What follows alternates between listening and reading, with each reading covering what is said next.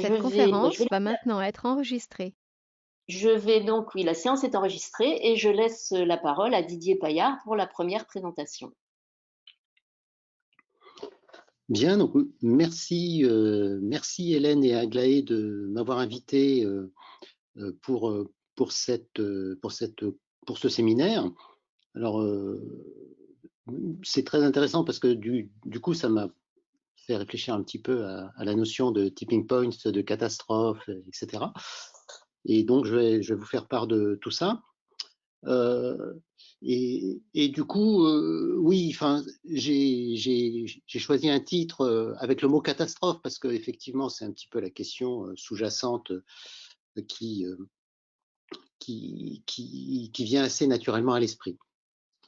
Alors, en fait, je vais structurer mon exposé en trois parties. Je vais poser trois thèmes principaux. Le premier, je vais commencer par le début, c'est-à-dire que les géologues nous ont raconté depuis déjà à peu près un peu plus de 2 siècles, hein, donc les transitions géologiques. Puis dans un deuxième temps, je parlerai peut-être un peu plus précisément de ce que j'entends moi par point de bascule. Alors point de bascule, c'est pas très bien défini, donc j'essaierai de proposer en tout cas ma vision des choses. Et puis après, j'élargirai un peu sur des choses un peu plus catastrophiques pour voir si c'est pertinent.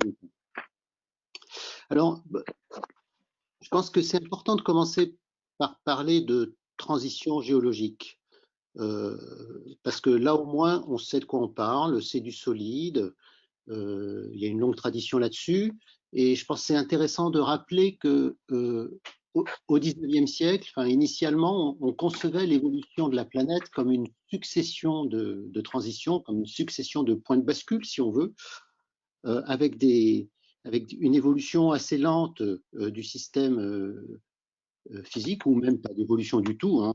On imagine en fait des périodes constantes, stables, et puis une succession de catastrophes. Donc ça a été présenté comme une vision catastrophique de l'histoire de la Terre, et c'est comme ça que qu'on commence à construire l'échelle stratigraphique qui est toujours utilisée aujourd'hui, hein, euh, à partir d'informations paléontologiques, c'est-à-dire le marqueur utilisé pour définir ces étages géologiques, c'est l'histoire de la vie sur Terre, donc c'est les fossiles qu'on retrouve dans les roches. Donc une succession de catastrophes, de points de bascule, on peut appeler ça de façon différente. Donc moi, je retiendrai le mot transition géologique. Donc à la fois une évolution lente et aussi des transitions abruptes. Alors évidemment, cette vision catastrophiste des choses au XIXe siècle, elle a été fortement gommée pour introduire ce qu'on appelait le gradualisme ou l'uniformitarisme en géologie, où on a plutôt insisté sur l'évolution lente, la formation des montagnes, l'érosion, etc. Donc des processus extrêmement lents. Pourquoi? Ben, tout simplement pour se raccrocher à des lois de la physique et de la chimie, hein, qui vont s'exprimer de façon très lente au cours du temps. Néanmoins, euh, ce qui reste évident dans l'histoire de la Terre, c'est cette succession d'événements marquants. Alors, est-ce qu'on peut proposer une première vision, en tout cas, de ce type d'événement? Alors, c'est forcément extrêmement subjectif, mais bon, ce qui va les caractériser, c'est d'abord des événements de grande amplitude, qui sont rapides. Alors, rapides par rapport à quoi? Moi, la question se pose, effectivement. Et il y a un certain caractère d'irréversibilité, parce qu'on ne revient, l'histoire se joue que dans un sens, on ne revient jamais en arrière. Donc, quand on parle de point de bascule, je pense qu'il y a ces trois notions-là qui interviennent, plus ou moins, et qui sont quand même assez subjectives. Euh, alors, quand on parle de la situation actuelle, évidemment, on est dans ce cadre-là. Donc, est-ce qu'on a besoin de, de parler de point de bascule, d'introduire des nouvelles notions pour envisager ça? En fait, moi, je pense que le bon cadre, et c'est ce qu'on connaît depuis déjà 2 siècles, hein, ça s'appelle une transition géologique. Donc le mot anthropocène, il faut le prendre au sérieux parce que ça correspond bien à ces critères que je viens d'énoncer. Hein. C'est une transformation de la planète de grande amplitude, extrêmement rapide, hein, certainement plus rapide que la dernière transition entre le Pléistocène et l'Holocène, qu'on appelle la dernière déglaciation, par exemple. Donc on est dans une amplitude qui est comparable, une rapidité qui est beaucoup plus grande et un petit peu plus d'irréversibilité, comme on va le voir aussi d'un point de vue humain, c'est évidemment une transition irréversible. Alors cette idée d'une ère nouvelle, c'est une longue histoire. Hein, si on est très le mot anthropocène, il est un peu anthropocentrique. Il y a des gens au début du XXe siècle qui ont parlé du psychozoïque, donc l'ère de l'intelligence. Les géologues préfèrent parler de poubellien en français. Alors c'est une traduction un petit peu intéressante que j'ai trouvé comme ça sur Internet, là, le molismocène, ce qui veut dire en fait l'ère des déchets. C'est sans doute ça qui va effectivement caractériser d'un point de vue géologique notre transition actuelle. Alors, de grande amplitude, ça c'est certain, très rapide, ça c'est certain, et en fait c'est aussi quelque chose d'assez irréversible en termes physico-chimiques tout simplement, hein. Et ça je pense que ça vaut le coup d'insister un petit peu là-dessus parce que c'est un point qui est souvent escamoté. On parle beaucoup du prochain, enfin de ce siècle, du 21e siècle, on ne parle pas beaucoup de ce qui va se passer à plus long terme. Pourtant, c'est bien d'avoir à l'esprit que le carbone qu'on met dans le système Terre, il va rester là pendant très très longtemps. Donc il y a beaucoup d'idées fausses qui circulent sur la question, donc j'en profite pour montrer cette figure de la décroissance du CO2 anthropique dans l'atmosphère. Donc instantanément, donc ce qui est marqué ici par ce trait en pointillé. Alors je ne sais pas si je peux mettre, je crois que je peux mettre un pointeur là. Tac. Je ne sais pas si on voit le pointeur à l'écran. Oui, ça marche. Oui, ça marche. Donc super. Donc on voit ici ce qu'on observe aujourd'hui, c'est à peu près la moitié de la fraction émise dans l'atmosphère, donc qui est observée en tant qu'augmentation de la concentration atmosphérique. Donc ça correspond en fait à un échange très rapide avec les réservoirs de surface, hein, notamment la végétation. Et donc ça, ce qui est observé aujourd'hui, c'est seulement la moitié des émissions de carbone, si on se limite au CO2. Il va falloir attendre à peu près plusieurs siècles certainement pour que l'océan capture une partie qui sera de l'ordre de 50%. Et puis il faudra des milliers d'années, des centaines de milliers d'années pour qu'il y ait une fraction vraiment significative du CO2 qui disparaisse. Donc quand on parle de dizaines, de centaines de milliers d'années, évidemment, on est dans un contexte géologique. Donc la transition actuelle, c'est évidemment une transition géologique. Ah, alors il faut que j'enlève le pointeur pour changer de transparence, c'est ça? Ah non, je ne sais pas. Alors si j'insiste un petit peu là-dessus, c'est parce que on trouve assez souvent des informations gênantes, moi je trouve, sur la question. Par exemple ici, si vous ouvrez la page Wikipédia sur le gaz à effet de serre, vous voyez que la durée de séjour du dioxyde de carbone, c'est marqué 100 ans. Ben non, c'est faux. 100 ans, ça, c'est pas du tout vrai. Hein. C'est certainement plusieurs siècles. Et en fait, si on veut vraiment effacer l'effet du CO2, ça sera plusieurs centaines de milliers d'années. Donc en fait, il y a une confusion énorme entre l'horizon choisi par l'IPCC pour calculer les gaz à effet de serre, on appelle ça le pouvoir réchauffant des gaz, donc le PRG, qui est de 100 ans, et avec le dioxyde de carbone qui est fixé à 1, et la durée de vie du carbone qui, elle, n'a rien à voir avec 100 ans. Donc tout ça pour dire que, évidemment, notre transition actuelle, elle est irréversible à l'échelle humaine, et c'est une transition géologique. Donc je pense que ça vaut le coup d'insister un peu là-dessus et de dire que cette notion de transition, de basculer vers autre chose, elle est déjà inscrite dans les lois de la physico-chimie telles qu'on les connaît.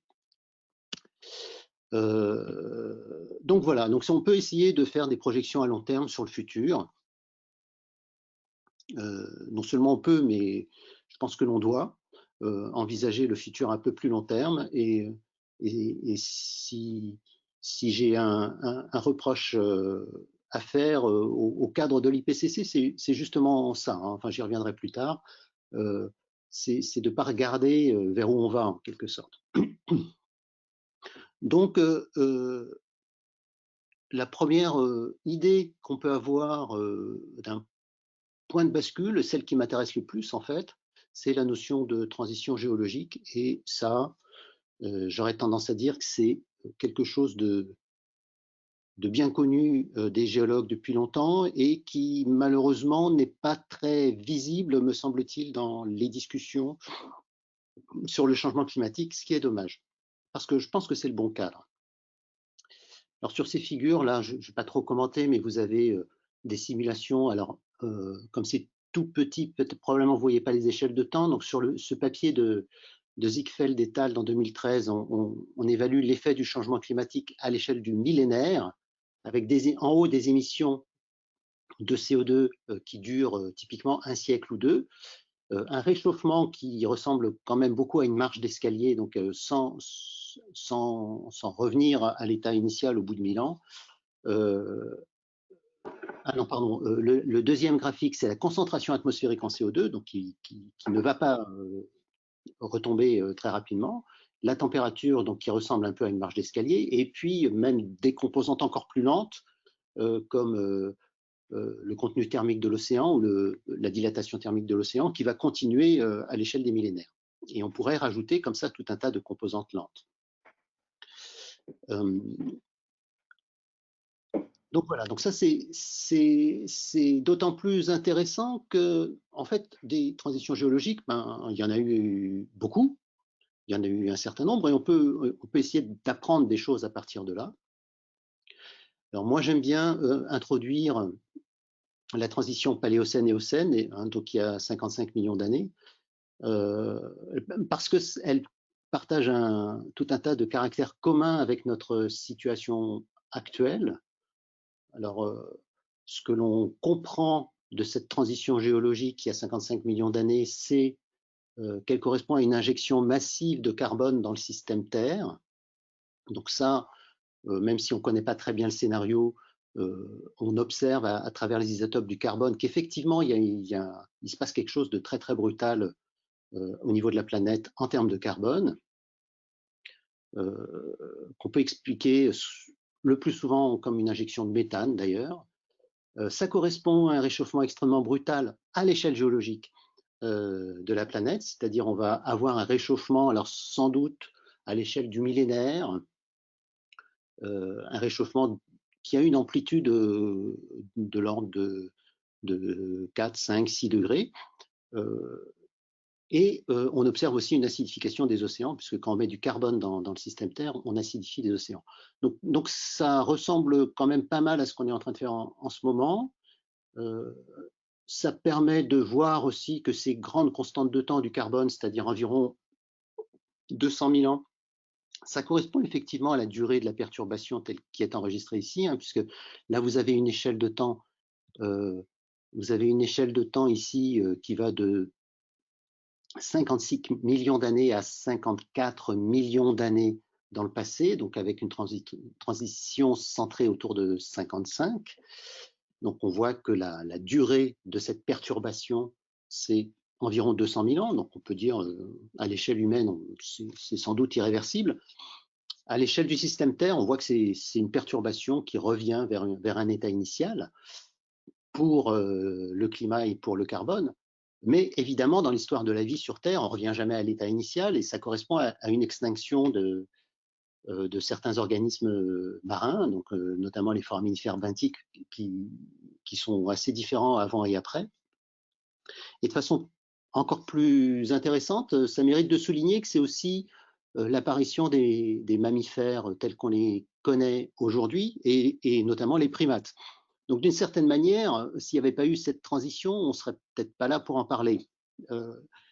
Tout ça pour dire que ces transitions passées, ça explique notre situation actuelle.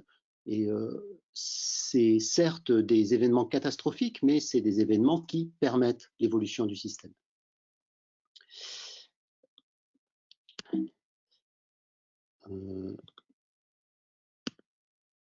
Alors, voilà. Donc, mon premier point que je viens développer ici, c'est plutôt que de point de bascule, la notion qui me semble vraiment pertinente, c'est la notion de transition géologique, qui est sans doute pas exactement équivalente. Alors, pourquoi j'arrive pas à changer de diapo, là? Il y a un truc qui se passe, voilà. Alors, une transition, est-ce que c'est un point de bascule? Est-ce que c'est la même chose? Alors pour ça, il faudrait préciser un peu ce que c'est qu'un point de bascule. Alors moi, mon point de vue, c'est avant tout un système qui va être défini par des équilibres multiples. Et donc, il va y avoir un phénomène de seuil et d'hystérésis. Donc, c'est ce qui distingue une bascule que vous avez ici représentée à droite d'un simple ressort qui va être perturbé, que vous avez ici représenté à gauche. Donc, quand on parle de point de bascule, a priori, on est plutôt dans cette vision dynamique du système, vision d'un système physique qui possède un seuil pour aller vers un autre point d'équilibre.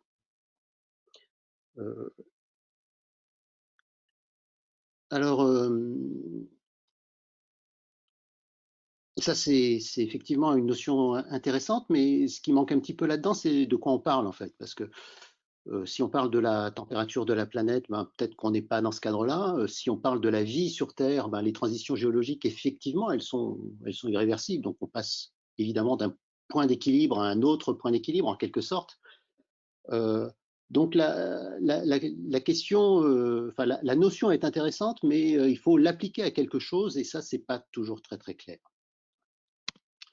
En tout cas, ce qui va dominer ici dans la notion de point de bascule, c'est plutôt la notion de seuil ou d'équilibre multiple, plutôt que la notion de rapidité, ce qui n'a en fait rien à voir. Alors, je vais prendre un exemple un peu spectaculaire, encore une fois, dans l'histoire de la planète Terre. Donc, un point de bascule vraiment intéressant, vraiment emblématique, c'est la Terre boule de neige. Donc ça a eu lieu il y a sans doute, il y a très très très longtemps, hein, donc avant l'apparition des organismes macroscopiques. C'est quelque chose qu'on explique en fait assez simplement. Enfin, ça a d'ailleurs en fait été suggéré d'un point de vue théorique. Si on écrit un bilan radiatif assez simple de la planète, ou même plus compliqué d'ailleurs, et qu'on fait une hypothèse tout à fait raisonnable, qui est de dire que l'albédo de la planète est fort quand il fait très froid parce que la Terre est gelée, et l'albédo de la planète est, on va dire, comparable à la situation actuelle parce que la planète est bleue. Donc on passe d'une planète blanche à une planète bleue. La façon dont on passe de l'un à l'autre n'est pas très importante. Tout ça, ça doit être compensé par un rayonnement infrarouge qui est une loi en sigma T4, donc pour les lois du rayonnement. Et donc, très, très naturellement, on trouve en fait une situation avec des équilibres multiples, avec deux équilibres stables et séparés par un équilibre instable. Donc, c'est ce qui est illustré sur cette figure. Et donc, on a un phénomène de seuil et d'hystérésis. Ce qui est intéressant, c'est que la planète Terre a sans doute visité ces états climatiques extrêmement différents. Donc, la Terre boule de neige, c'est aussi une observation géologique. C'est pas simplement un concept théorique. Et donc, c'est intéressant d'imaginer un basculement d'une planète bleue vers une planète blanche qui va durer des millions d'années, puis retour vers une planète bleue. Sachant que le basculement, là, c'est effectivement très rapide, puisque c'est l'englacement de la surface des océans, donc ça se mesure en années ou en dizaines d'années, alors qu'il va falloir des millions d'années pour en sortir.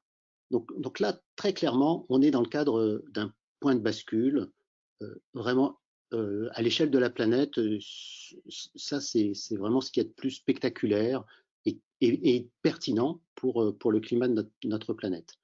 Alors effectivement, on est très très loin du réchauffement climatique futur, hein, parce que là on parle de planètes très différentes mais froides. Alors est-ce qu'on peut parler de planètes très différentes mais chaudes? Est-ce qu'on peut faire des points de bascule vers le chaud? Alors en fait, il y a des événements extrêmement chauds dans le passé, hein, donc l'exemple le mieux connu, là aussi depuis le 19e siècle, hein, c'est l'Éocène, donc il y a environ 50 millions d'années. Donc il y a une forêt tropicale en zone arctique, il y a des palmiers au pôle Nord, pour le dire simplement, et des crocodiles, des animaux à sang froid. Donc ils ne gelaient pas, même pendant la nuit polaire. Donc ça, c'est intéressant d'avoir cette image-là en tête. Ça a existé, c'est possible sur la planète. Ça correspond à une température globale de la planète sans doute 10 degrés plus chaude, quelque chose comme ça, pour avoir des ordres de grandeur. Donc c'est pas dramatiquement, c'est 2 ou 3 fois plus grand que ce qu'on envisage pour le futur.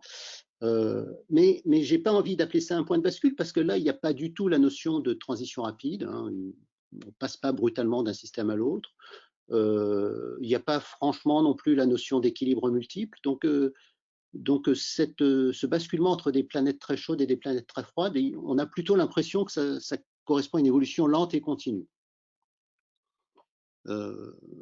Donc des points de bascule vers du très très chaud, transitoirement oui, comme je vous en ai parlé pour la transition paléocène-éocène, mais c'est transitoire en termes de mécanisme, puisque c'est une perturbation et on revient à l'équilibre. C'est évidemment non transitoire en termes de transition géologique, hein, c'est une transition géologique, mais ce n'est pas un point de bascule, tout simplement en termes de physique. Donc on voit que le vocabulaire est important et que d'une communauté à l'autre, ça peut être compris de façon très très différente.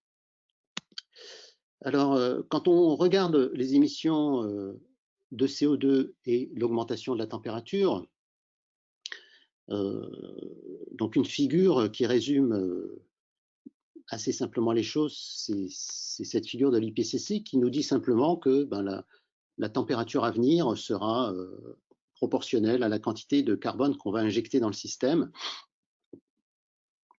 C'est assez indépendant du scénario, en fait. Enfin, la question est de savoir combien va-t-on émettre en tout, et ça va nous donner en gros l'amplitude de la perturbation. Donc on a intérêt à émettre le moins possible pour avoir une perturbation la moins grande possible. Tout ça, c'est assez logique, mais on voit pas vraiment de point de bascule. On a l'impression d'avoir quelque chose qui est assez continu, une perturbation qui va être assez continue.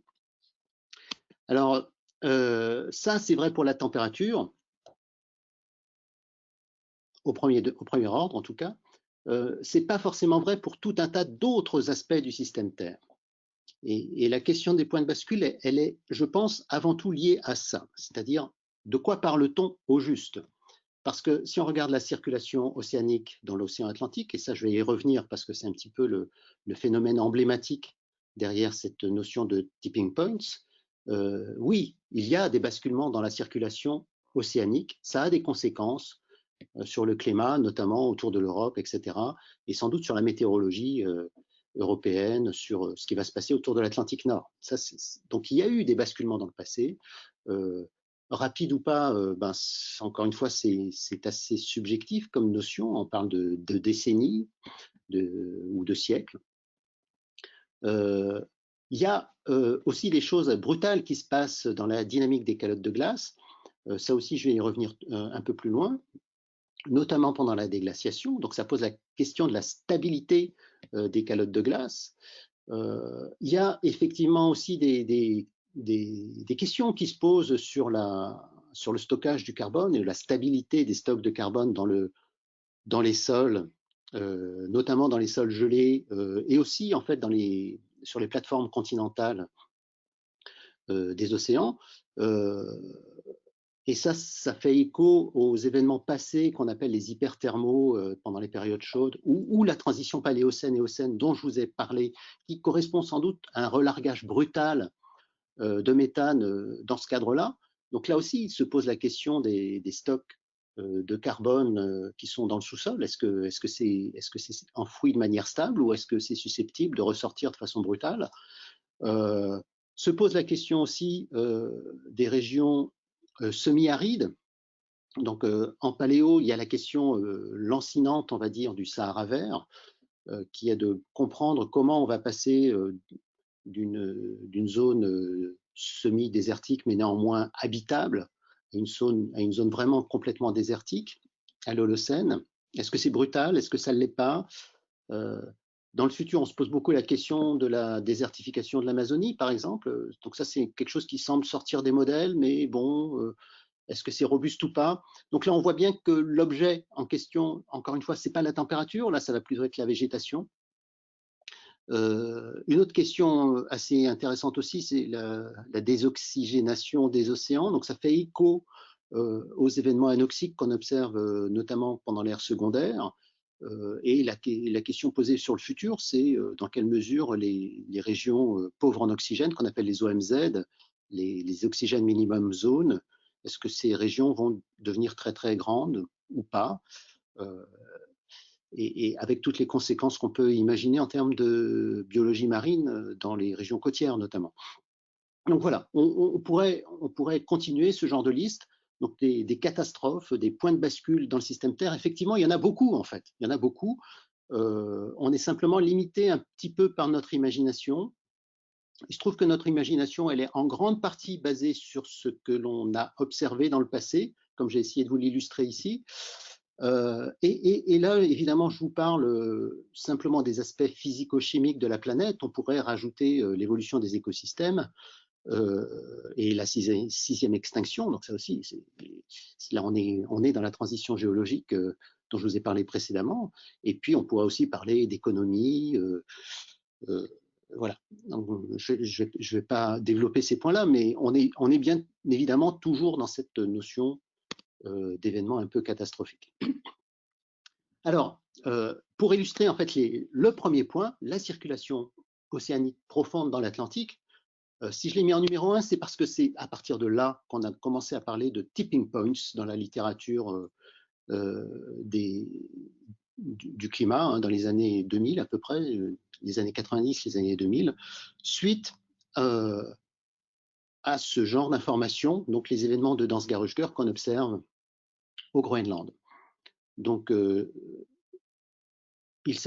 vous avez représenté l'évolution de la composition isotopique mesurée dans les carottes de glace au Groenland. Donc on peut traduire sur l'échelle de droite en termes de variation de température au-dessus du Groenland, en fonction du temps dans le passé, mesuré en milliers d'années. Donc ça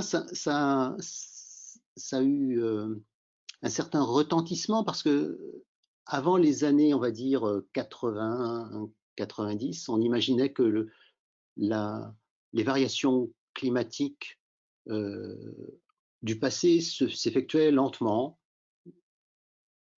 Je pense que c'est lié à cette idée de gradualisme qui s'était imposée dans le monde de la géologie. Et on ne s'attendait pas trop à voir des variations climatiques extrêmement brutales dans le système Terre.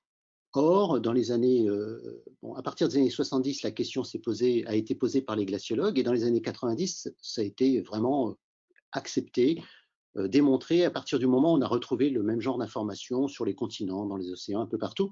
Donc oui, il y a des événements climatiques rapides dans le passé, et ces événements climatiques rapides s'interprètent assez simplement, assez directement, en termes de points de bascule pour la circulation océanique profonde.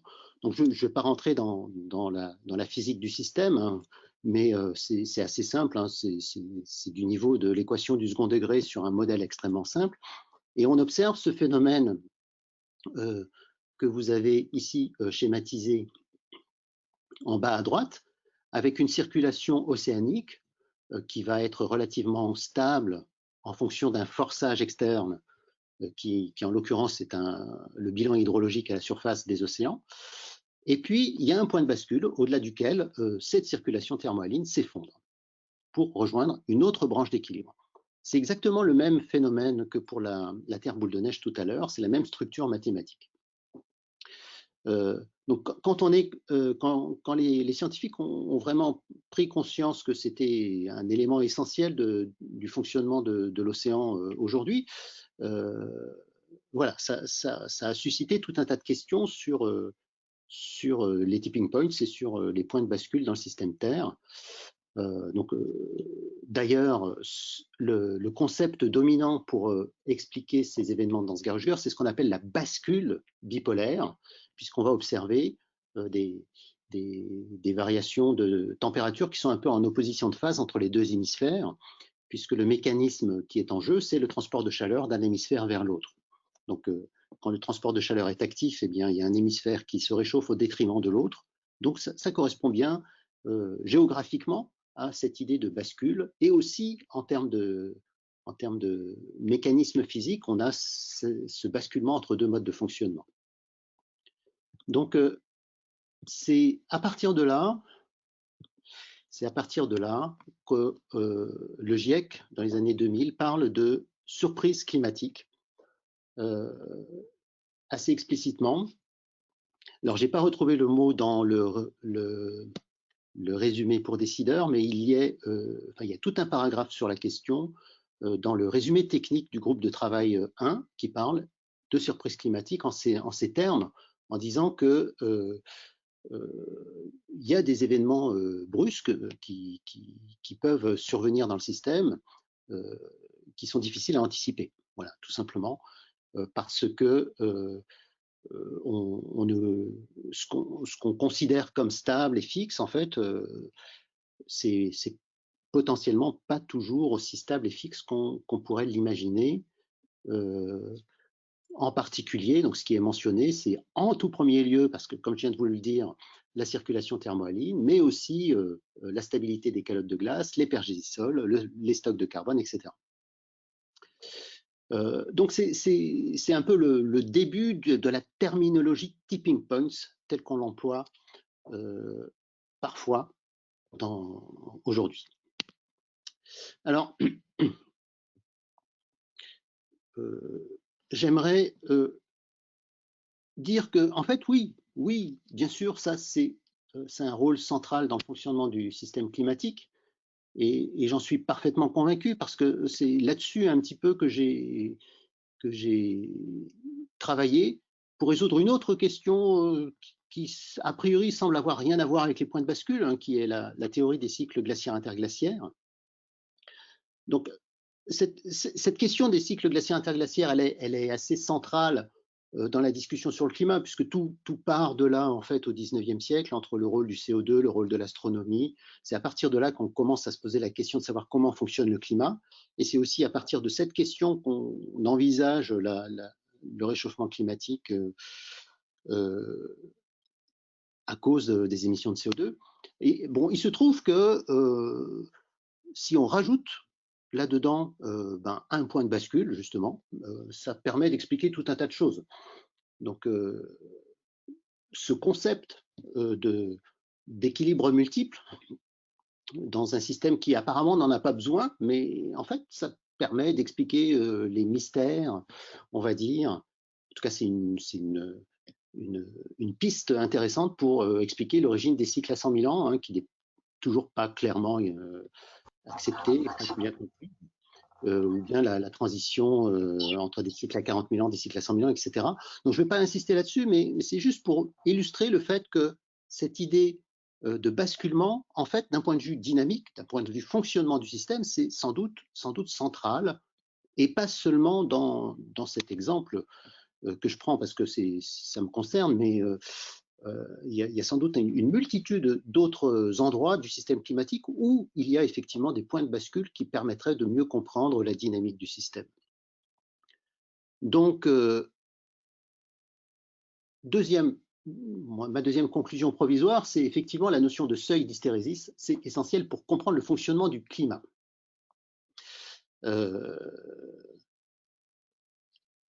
Et pour aborder mon troisième point, je vais illustrer ça par le niveau marin. Alors le niveau marin, c'est un petit peu une question emblématique, hein, de la question des transitions géologiques. En fait, ça fait écho au 19e siècle avec la question du déluge, donc les changements de niveau marin. Ça fait partie de notre imaginaire collectif, ça c'est clair. Donc naturellement, quand on parle de climat futur, on parle de changement de niveau marin, même si ce n'est pas la température telle qu'elle est prédite par les scénarios du GIEC dont j'ai parlé tout à l'heure, mais c'est clairement quelque chose qu'on envisage dans le futur. Alors, est-ce qu'il y a des points de bascule dans le niveau marin? Est-ce qu'il y a des choses un peu brutales? Si on regarde la dernière déglaciation, il y a un événement assez marquant qu'on appelle le Meltwater Pulse 1A, pendant lequel on observe une remontée du niveau marin d'environ 4 à 5 mètres par siècle, ce qui est assez considérable. Alors, quand on met ça en face de ce que les modèles, notamment les modèles de calottes de glace, sont capables de faire sur le futur, on s'aperçoit que, en fait, les modèles de calottes, ils n'arrivent pas à faire fondre la glace au-delà de 1 mètre par siècle en termes de remontée du niveau marin. Et notamment, les modèles de calottes dont on dispose aujourd'hui ne permettent pas d'expliquer un événement comme le Meltwater Pulse, ou en tout cas pas de façon aussi brutale, pas de façon aussi importante. Donc il y a quelque chose là qu'on comprend pas bien avec les modèles physiques dont on dispose. Et une façon d'illustrer ça, c'est de mettre en face ces modèles physiques de l'écoulement de la glace dans les calottes de glace. C'est ce que vous avez représenté ici à gauche à travers les diverses évaluations de l'IPCC, hein, donc depuis les années 90 jusqu'au dernier rapport ici que j'ai rajouté en 2019 qui concerne les océans et le niveau marin.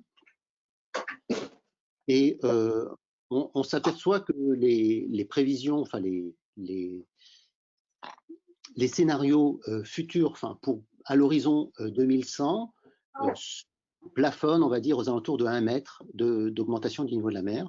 Ce qui est intéressant, c'est de poser la question aux scientifiques et de faire un sondage, tout simplement, d'avoir récolté des avis d'experts, et on se rend compte que souvent les experts ont des opinions un petit peu différentes des résultats des modèles. Donc ça peut poser des questions, de savoir pourquoi les experts ont plutôt tendance à dire en fait ce sera plus que 1 mètre, hein, si on fait la moyenne de cet histogramme représenté à droite. Alors la moyenne c'est peut-être pas la bonne statistique, hein, je sais pas, mais en tout cas 1 mètre c'est peut-être pas une évaluation robuste, je sais pas. En tout cas il y a un problème qui est posé ici, hein, dans la littérature. Si on regarde l'incertitude associée au niveau marin futur, on s'aperçoit que les grosses divergences entre elles sont avant tout au futur de l'Antarctique. Donc là, bon, je ne vais pas trop commenter cette figure, mais c'est la fraction de variance entre les modèles pour l'Antarctique, pour le Groenland, pour l'effet de dilatation thermique, etc.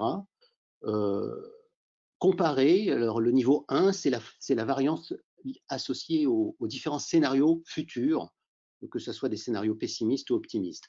Donc effectivement, c'est avant tout le scénario qui va être important pour le futur, pour l'horizon 2100, mais partout, à chaque instant, en fait, on se rend compte que la composante qui est la moins bien connue, c'est l'Antarctique. Et une autre façon d'illustrer ça, c'est de regarder les projections du projet ISMIP, donc Ice Sheet Modeling Intercomparison Project, sur les calottes de glace sur l'Antarctique. Et là, on se rend compte que, en tout cas pour les modèles qui suivent rigoureusement le protocole ISMIP, on a une dispersion assez grande du niveau de la mer, enfin, sur le niveau de la mer associé à l'évolution de l'Antarctique. Alors parfois ça fond d'ailleurs et parfois ça grossit, hein. Le signe même est incertain pour les modèles d'évolution de l'Antarctique. Par contre, ce qui est un peu intéressant, c'est de remettre en face les observations. On se dit qu'il y a peut-être un problème entre les deux. Donc, je veux pas faire du catastrophisme ou dire que les modèles ne sont pas bons. Je veux juste soulever cette question un peu récurrente. Didier, oui. Je vois qu'il y a des questions dans le chat. Il y a Oui. Bernard Legras qui demande est-ce qu'on parle des modèles de calottes 2D traditionnels? Ici, non, on parle de modèles 3D. Là, on parle de modèles state of the art en termes de calottes de glace. Là, c'est ce qui est inclus dans le modèle ISMIP, dans l'exercice ISMIP. Il y a Christian Adeline, je ne sais pas s'il y a une question ou... Non? Donc cette façon de montrer les choses, ça montre... Alors il y a tout un tas de bonnes raisons hein, pour ça. Hein. Initialiser un modèle de calotte de glace, c'est une gageure. Hein. Enfin, qu'est-ce qui se passe sous la calotte? Quelle est la friction basale, le réseau hydrologique, le flux géothermique. Bon, tout ça, c'est des choses qu'on n'observe pas. Donc, il faut faire des modèles inverses. Donc, le fait que ça diverge, que les modèles commencent à réagir, on va dire, aux alentours des années 2050, c'est peut-être parce qu'on les a mal initialisés et que, en fait, ça commence à diverger aujourd'hui. Ça, c'est une possibilité qu'il y a bon, je ne sais pas, hein, je ne suis pas spécialiste de la question, mais en tout cas, on voit qu'il y a des questions ouvertes, tout simplement, sur cet aspect qui préoccupe pas mal de gens du niveau marin.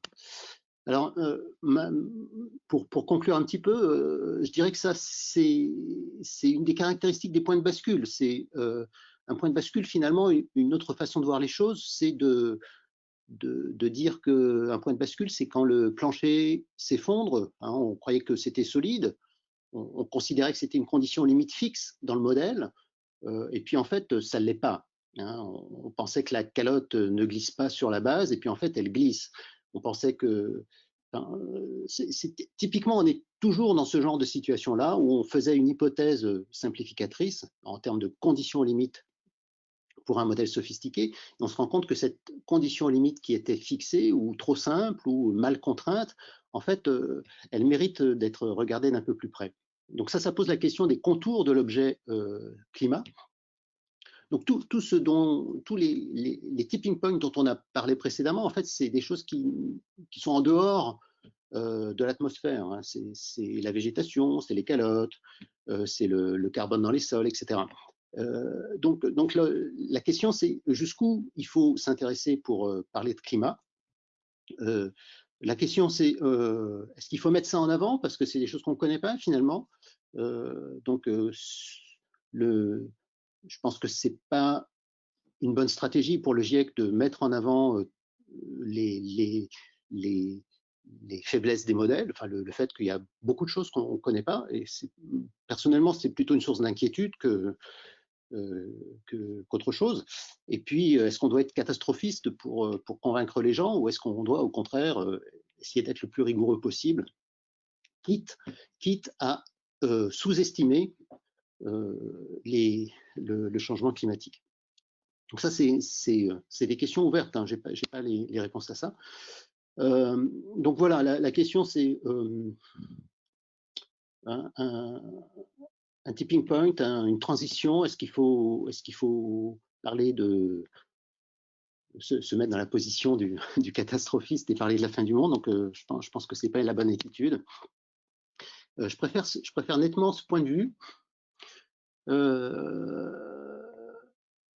Encore une fois, transition géologique, hein, où on dit que oui, la situation est grave, mais en fait, il va y avoir autre chose après. Hein.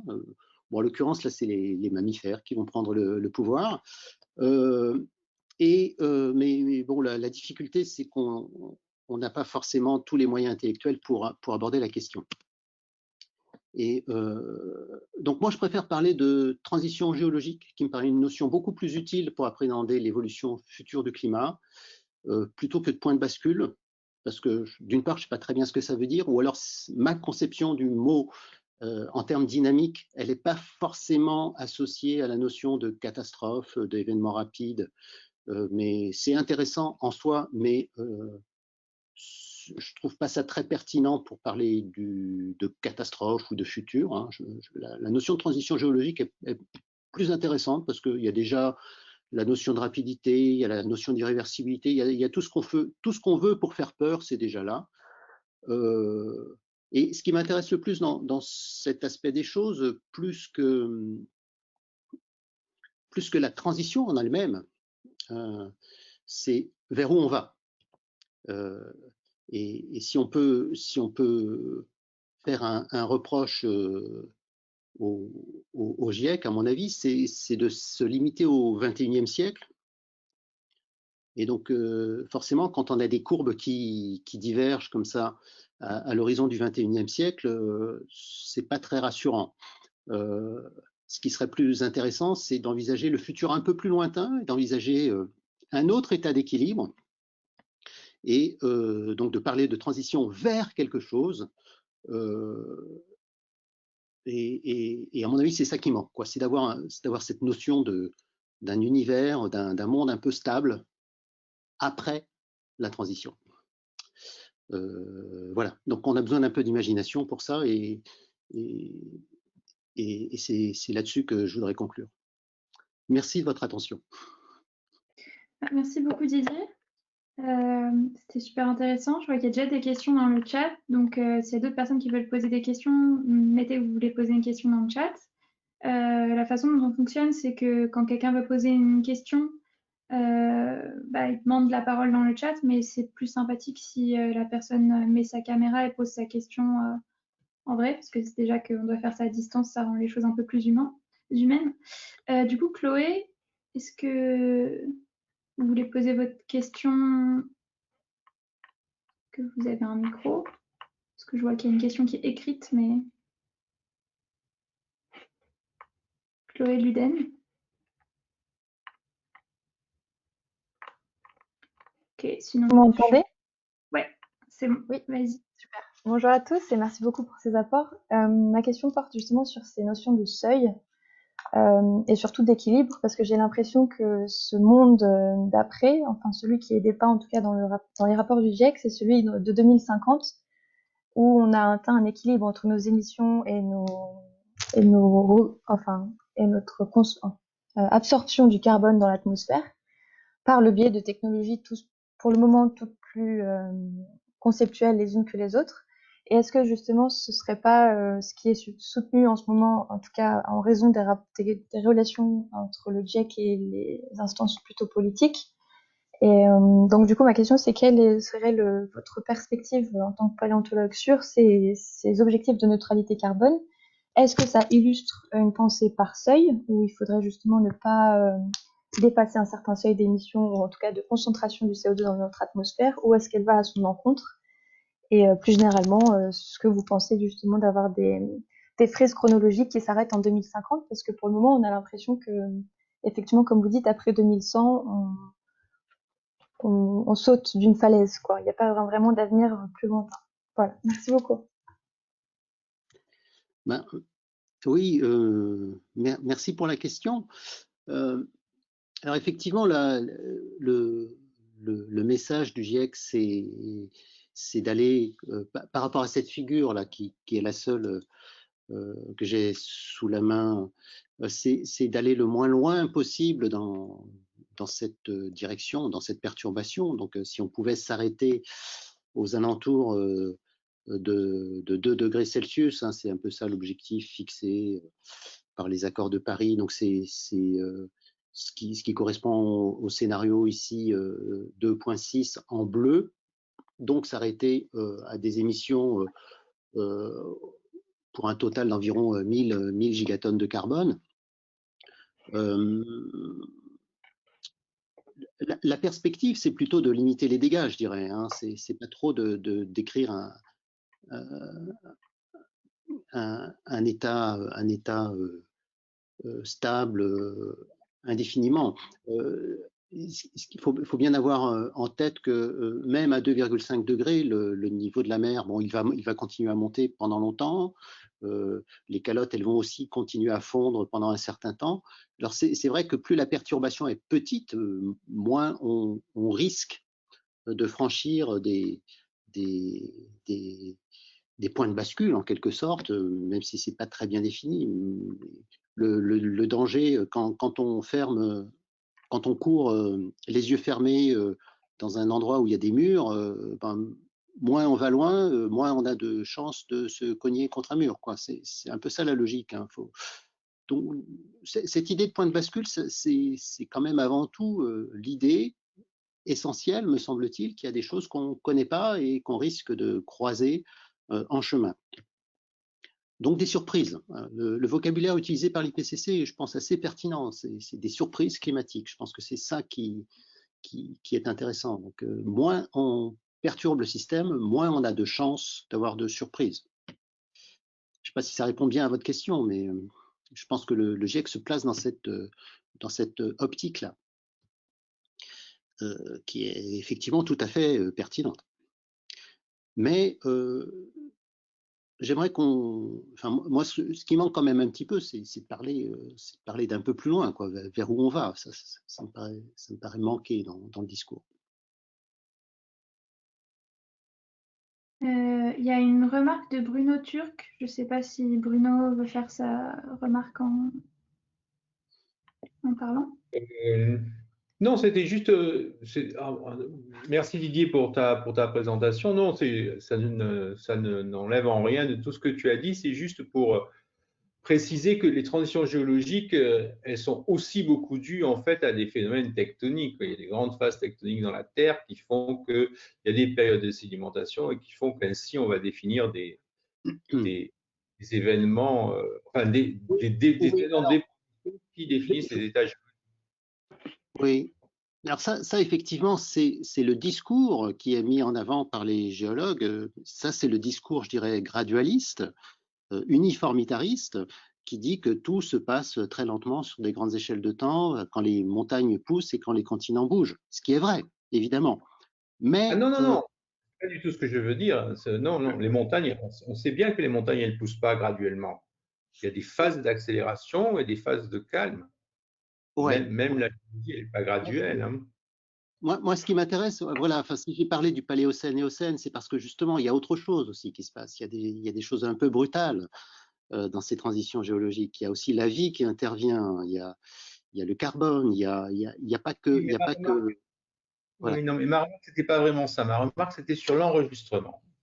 Tu vois, c'est sur l'enregistrement des choses. L'enregistrement des choses, il est un peu partiel parce qu'on a des périodes où globalement la sédimentation elle est plus forte et donc on a plus d'enregistrement et plus de données, et des périodes où il y a très peu de sédimentation. Par exemple, le Quaternaire. Le Quaternaire, c'est une période de la sédimentation par rapport à tout le reste du Cénozoïque, elle est très très faible. Et donc, je ne sais même pas si dans 10 millions d'années, le Quaternaire, ce sera vraiment même un état géologique, tu vois, puisque la sédimentation est faible. Le problème, c'est un problème. Moi, je ne parle pas de cause ni de. Tu vois, je ne rentre pas dans ce débat de savoir si c'est la géologie ou si c'est le climat, c'est pas ça. Mon problème, c'est juste l'enregistrement. Et donc, il y a des périodes où on a de très bons enregistrements et des périodes où ça ne sédimente pas beaucoup globalement. Et donc, on ne sait pas bien ce qui se passe. Alors, quand ça recommence à sédimenter, évidemment, là, le monde a beaucoup changé.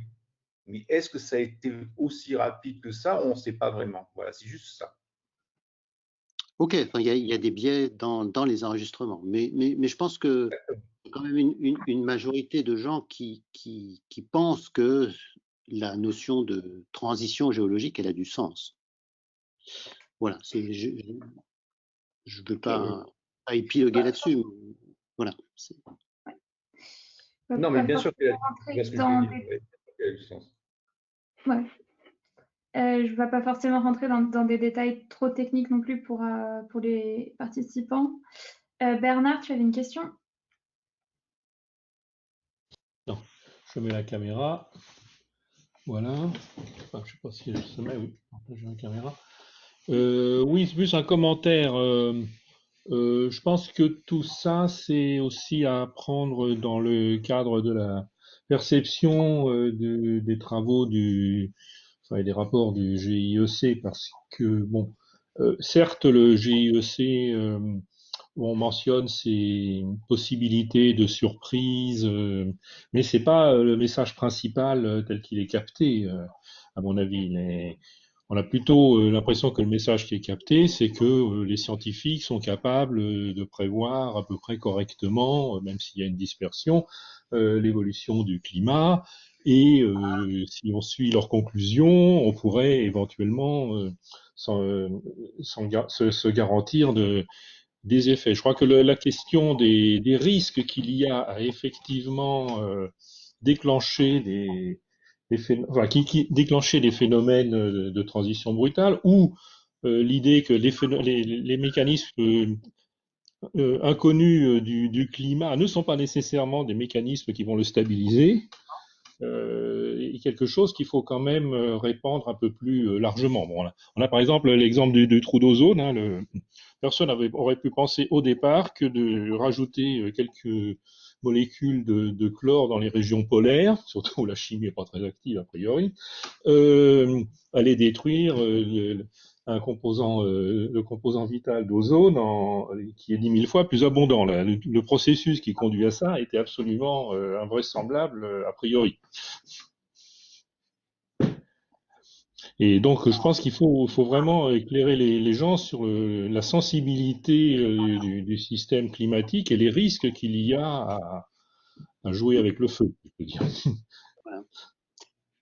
Ouais, je suis tout à fait d'accord avec ça, effectivement. Mais bon, le piège qui est posé, c'est jusqu'où on peut faire des prédictions, on va dire, un peu alarmantes ou catastrophistes sans avoir toutes les billes pour être convaincant, auquel cas on est assez vite disqualifié à raison, parce que c'est du catastrophisme qui n'est pas solide, et en même temps dire que ce genre de risque, il existe, parce qu'on est loin de connaître tout sur le système. Oui, mais c'est la difficulté du GIEC qui se veut être, bon, qui est très conservateur dans son approche des choses. Le GIEC ne se fonde que sur la science qui est bien connue, mais on a le risque de minimiser les choses. Je pense que cette question du risque, elle est quand même explicable. Elle est explicable, mais ce qui est assez... il y a une forme d'incertitude associée au risque, bien évidemment. Alors, pour rebondir un peu là-dessus, sur le sens des mots, GIEC, ça veut dire groupe international d'experts. Oui. Or, pour ce qui concerne le groupe 1, en tout cas, c'est plutôt un rôle de scientifique. Enfin, je veux dire, des experts qui évaluent un risque auraient plutôt tendance à surestimer le risque. Or, en tout cas, c'est comme ça que ça se passe en général si on fait une expertise d'un bâtiment, si on s'intéresse à la stabilité des ponts, des maisons, etc., on va plutôt prendre des marges de précaution. Ici, c'est plutôt un rôle extrêmement prudent de scientifique, en fait, et non pas d'expert qui est pris qui est suivi dans le GIEC, pour des raisons tout à fait compréhensibles. Hein. Je ne veux pas critiquer le GIEC, mais je veux simplement constater qu'il y a beaucoup de prudence et que c'est important. On ne peut pas critiquer le GIEC. Non, mais je comprends tout à fait leur attitude, c'est ça que je veux dire. Je comprends, mais je pense que l'insuccès objectif du GIEC par rapport aux objectifs initiaux, doit quand même être évalué aussi. Je pense que cette discussion potentiellement aussi sur le rôle du GIEC et sur les différentes façons de communiquer sur ces incertitudes qu'on a sur les non-linéarités dans le système climatique, ça va être quelque chose dont on va pouvoir discuter aussi après la présentation de Michel. Ok. Je pense. Enfin, on va pouvoir continuer ce débat à ce moment-là. Parce que j'ai d'autres questions, donc on va peut-être aussi laisser la parole à Mounia qui a une question. Moi, j'ai une question. Hein. Oui, j'ai vu, mais Mounia a demandé avant toi. Désolée, Annie, mais si vous voulez y aller avant, il n'y a pas de souci. Merci beaucoup. Merci à Aglaé, merci Annie, Hélène pour l'organisation de ces super événements. Meilleurs vœux à tous. Merci beaucoup Didier, je trouvais que c'était vraiment passionnant. Alors j'aurais 4 petites questions en fait, mais vraiment j'essaie de faire court. Vous avez notamment mentionné, j'ai trouvé ça très intéressant, pour le GWP, le PRG, que souvent on prend 100 ans en ce qui concerne le CO2. C'est vrai que c'est ce qui est aussi sur Wikipédia, mais même dans des manuels. Et est-ce que vous ne pensez pas que c'est parce que c'est compliqué peut-être à l'échelle humaine de se projeter d'un point de vue socio-politique au-delà? Est-ce que vous pensez que c'est ça qui fait qu'on n'a pas justement les chiffres que vous donniez de plutôt plusieurs siècles, plusieurs centaines de milliers d'années? Sinon, j'aurais 3 petites questions que j'ai pas bien saisies. Est-ce que vous pouvez rappeler ce qui a causé la transition entre le Paléocène et l'Éocène donc je crois que c'était il y a 55 millions d'années, vous nous avez expliqué. Qu'est-ce qui a causé cet ajout brutal de carbone, s'il vous plaît? Et puis aussi, est-ce que vous pourriez repréciser qu'est-ce que vous considérez qu'à l'échelle de temps vous considérez rapide? Je ne sais pas si c'est en termes de géologique, est-ce que c'est des décennies, plutôt des centaines de milliers d'années? Parce que j'ai l'impression que cette échelle de temps, on a tendance à la ramener à l'échelle de la vie ou de la civilisation humaine. J'ai l'impression que c'est ça qu'on prend pour référentiel quand on est dans le monde socio-économique. Enfin, le GIEC, j'imagine, comme il s'adresse quand même à des décideurs politiques, à des gens, on a besoin d'avoir vous savez, j'ai l'impression qu'on essaie de s'accrocher à un espèce de référentiel humain.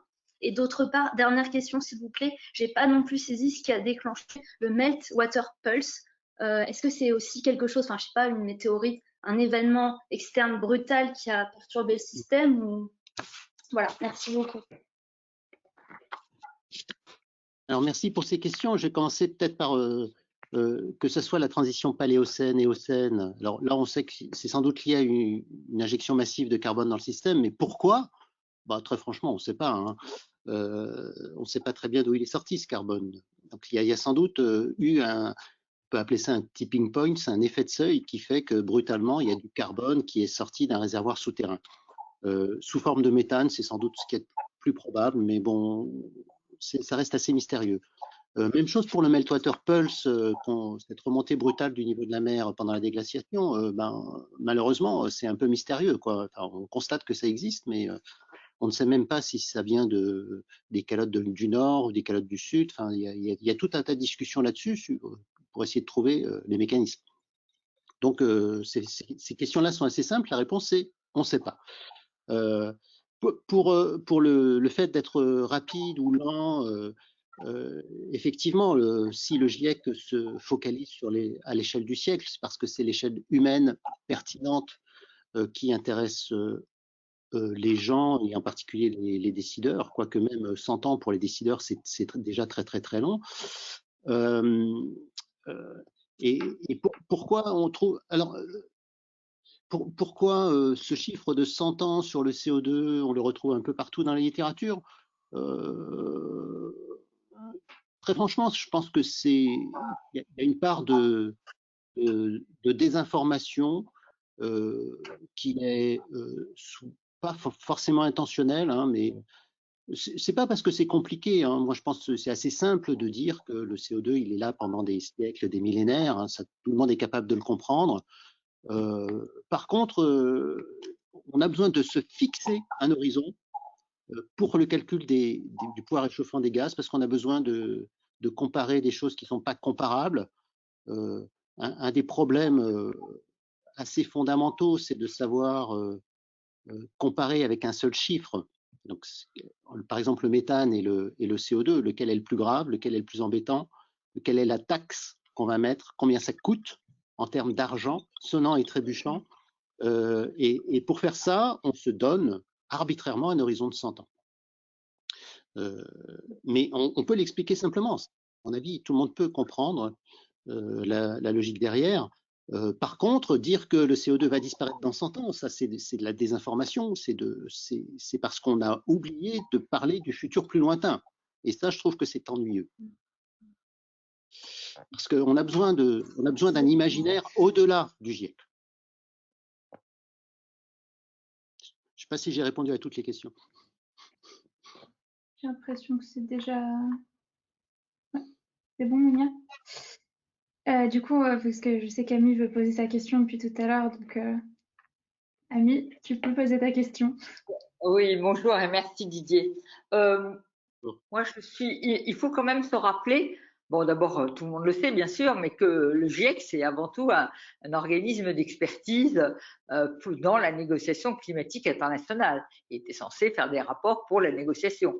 Et je me souviens très bien que dans les années autour de 2010, par exemple, au moment où la négociation, enfin où les choses avançaient extrêmement peu et où il y a eu par exemple l'énorme déception de Copenhague, eh bien, un des très grands reproches qu'on faisait au GIEC et que beaucoup de gens faisaient, c'est que justement, ils faisaient des scénarios à très long terme, que finalement tout ça c'était à trop long terme et que c'était pas assez étroitement lié à l'action politique, les politiques, etc.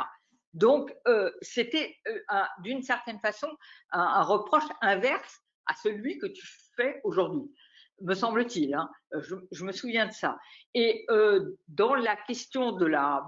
Et ce qui m'a frappé dans ton intervention, c'est que je t'ai entendu il y a pas mal d'années, et je t'ai lu et pas mal cité aussi, parce qu'on avait été frappé du fait que tu donnais, tu avais proposé, enfin, tu avais mis en avant dans tes travaux, en tout cas c'est ce que moi j'en avais compris, évidemment je ne suis pas une spécialiste de l'intérieur, comment dire, une formalisation du climat en tant que système dynamique.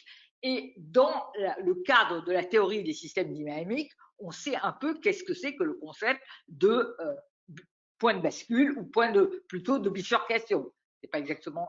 Est-ce que c'est la même chose ou est-ce que c'est pas la même chose? Tu n'as jamais utilisé le mot vraiment point de bifurcation. Et un des exemples qui venait beaucoup dans la discussion à ce moment-là, c'était par exemple le dégazage de la Sibérie. Est-ce que le dégazage de la Sibérie peut être un point de bifurcation dans l'évolution du climat qui reste dans un horizon temporel du siècle, disons pas non plus des millénaires à venir, mais qui peut évidemment complètement, d'une certaine façon, mettre à bas ou pulvériser les prévisions que le GIEC faisait sur l'évolution du climat. Donc ça, c'est une discussion qui était, je m'en souviens très bien, très très prégnante dans le milieu des commentateurs des travaux du GIEC et aussi dans le rapport à la politique.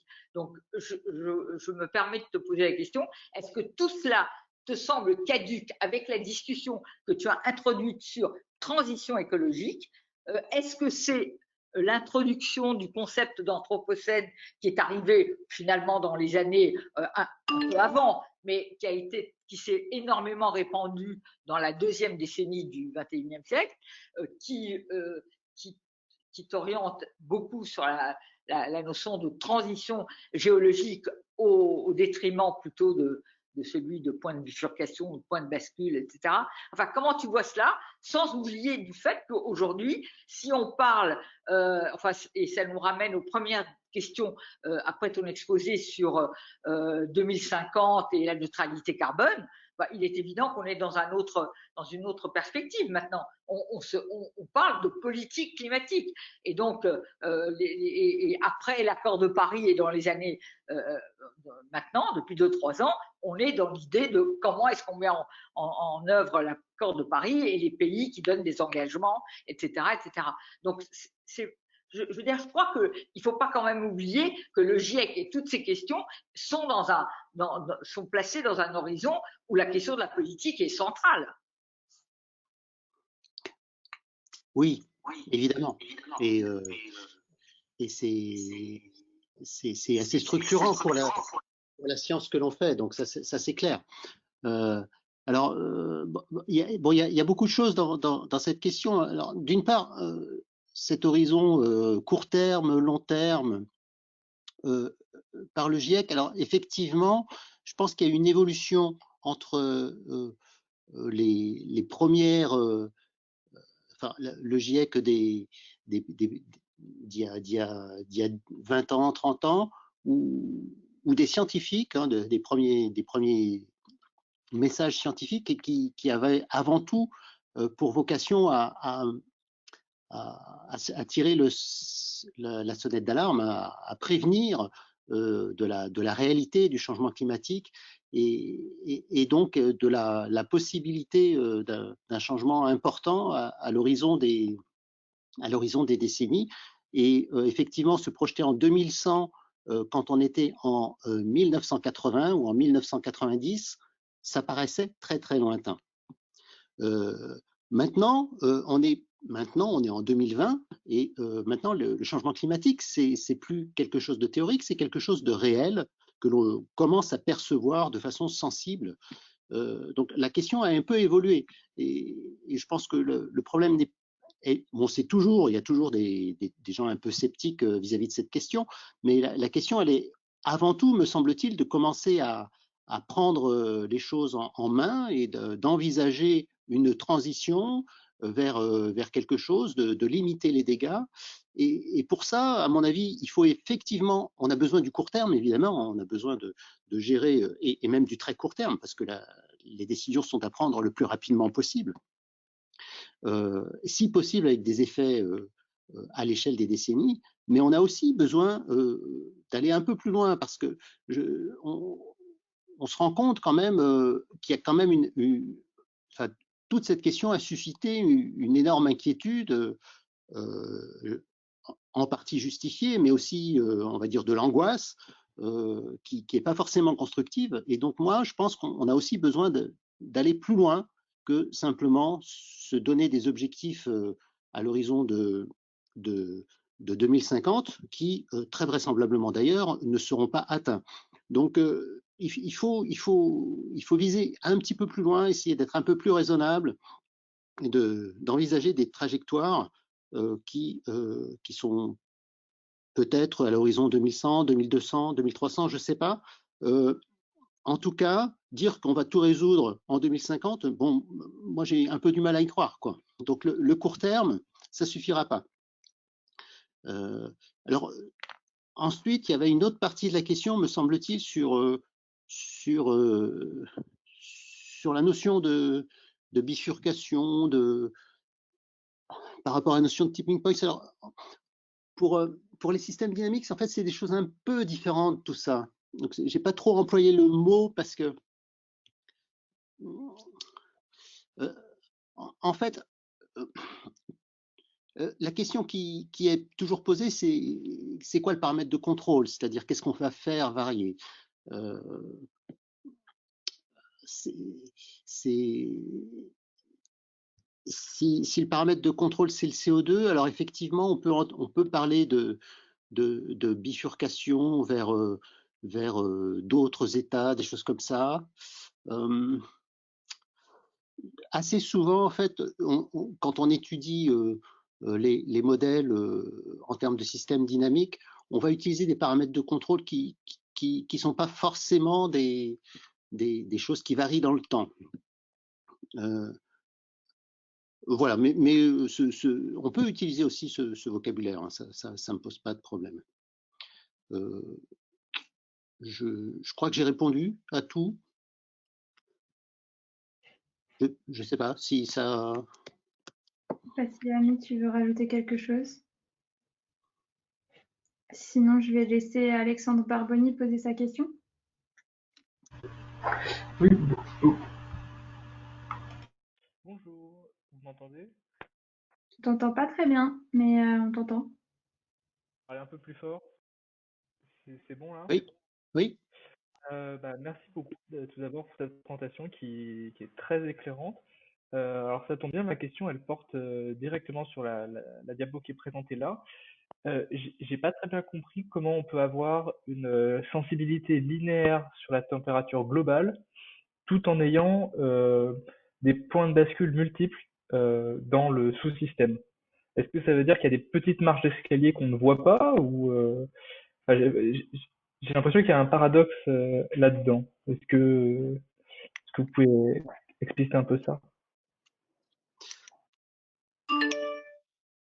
Oui, il y a certainement un paradoxe, voire plusieurs paradoxes là-dedans.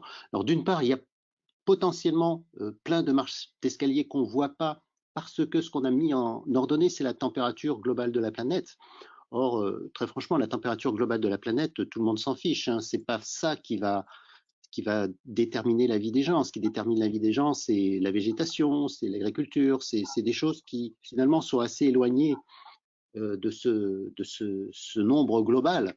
Donc, la première question qui se pose, c'est encore une fois, qu'est-ce qui intéresse les gens, qu'est-ce qui intéresse les écosystèmes, c'est sans doute pas la température globale de la planète.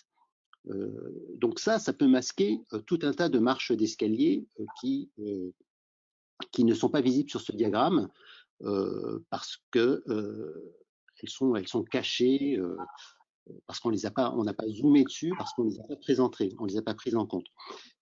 Ça, c'est une partie de la réponse, et je pense que c'est une partie importante de la réponse. Une autre partie de la réponse, c'est que ce genre de vision des choses, ce genre de simulation ne représente qu'une partie, encore une fois, qu'une vision du climat qui est ce qu'on met dans un modèle typiquement océan plus atmosphère plus certains aspects de la végétation, mais c'est à peu près tout. Donc il n'y a pas les calottes de glace, il n'y a pas les stocks profonds de carbone, il y a sans doute de façon très imparfaite la circulation profonde. Donc il manque plein de choses. Donc peut-être que les marches d'escalier ne sont pas là parce qu'on ne les y a pas mises, tout simplement. Donc la question posée, c'est les contours du climat. Qu'est-ce qu'on appelle le climat?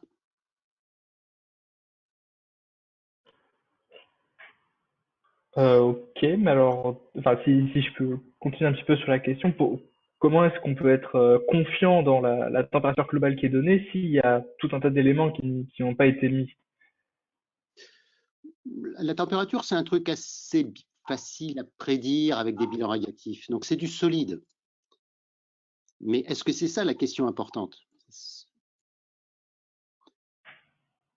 Encore une fois, la température globale de la planète, c'est pas un truc sensible qui intéresse les gens, hein. C'est pas... Donc ça cache probablement c'est intéressant comme indicateur global, mais à la limite, la quantité totale de CO2 qu'on met dans le système, c'est assez synonyme. Si les deux sont reliés linéairement, bon, ça donne un ordre de grandeur sur la perturbation, si on veut la comparer par exemple aux transitions glaciaires-interglaciaires. Ouais, ça c'est intéressant de voir qu'on est effectivement dans ce cadre-là. Je vois qu'il y a Michel qui veut intervenir. C'était juste peut-être pour la façon dont je comprends la question d'Alexandre, c'est si la forêt amazonienne disparaît ou si la circulation sonique change, est-ce que tu as tout de suite une marche d'escalier sur la température? Et je crois que ce qu'on est en train d'essayer de répondre, c'est non. Oui. Et c'est pour ça que tu peux avoir ce changement sans que ça se marque sur la température. Voilà, c'est ça, quoi. Les choses qui sont sensibles pour les gens, on ne va pas les voir sur cette courbe.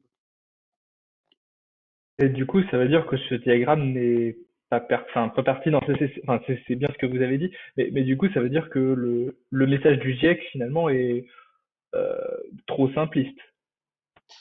Oui et non, parce qu'il n'y a pas que cette courbe dans le message du GIEC. Il y a quand même plusieurs milliers de pages qui vont essayer de décliner localement tous les impacts qui sont associés à cette courbe. Donc résumer le travail du GIEC par cette courbe, c'est assez malhonnête.